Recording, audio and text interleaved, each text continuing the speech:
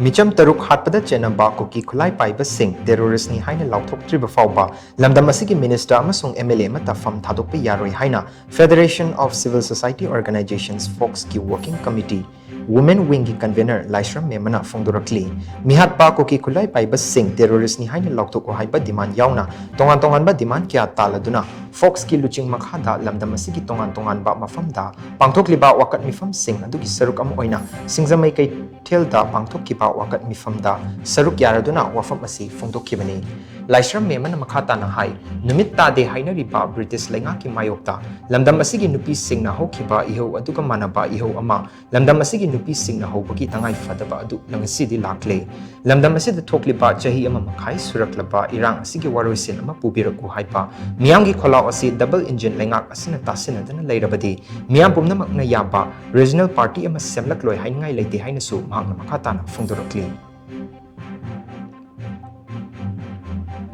Mla Amatta state government their government the Khutlai Yaroi tangkak ama lae maramdi hojik Kuki haiba jati sina maramdam sunataba yellow mi sunataba singina aikhoi da saidang aga chanchalla aga lon na chanchalla akada aikhoi gi iramdam asya aikhoi gi lam asya moi gi pigadabani aduga moi gi oiba separate ama thamgadabani kaidana moina talai ba dabi sida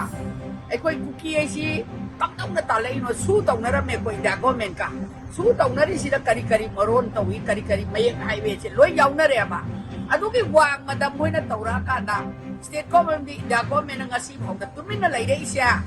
masige wahan thok kari ngoy siya koy ahan ba magtada state government am di ida government da wang si pa ko atu ba matabda pami hay ba siya kamdagya